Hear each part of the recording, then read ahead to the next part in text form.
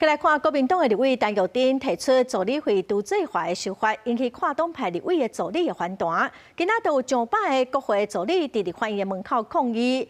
助理讲工会甲提案的立委陈玉珍协商，针对工会助理的薪水佮年尾奖金会维持目前现在的制度。陈玉珍是未提案，也毋过部分的工会干部佮会员是无法度接受，因是坚持讲陈玉珍得爱撤回提案。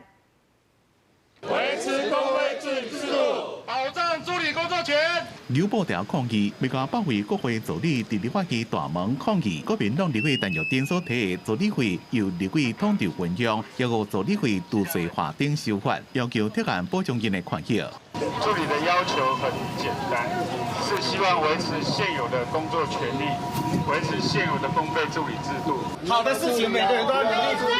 先骂助理，然后来收割。 民众党团副总调张启凯也来到现场声援，不过伊并无参加提案联署，和助理因正不满。另外，陈玉珍也来到现场，讲提案过程无够周严，不过有一寡助理无接受。民进党在执政立法院多数的这8年，也完全没有去修任何助理的这个权益。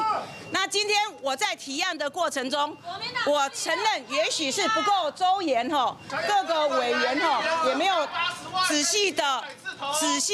要助理工会代表甲陈玉珍协商，立法院长韩国瑜也来现场关心，不过助理因提联署书请伊签名时阵，韩国瑜伊并无接受。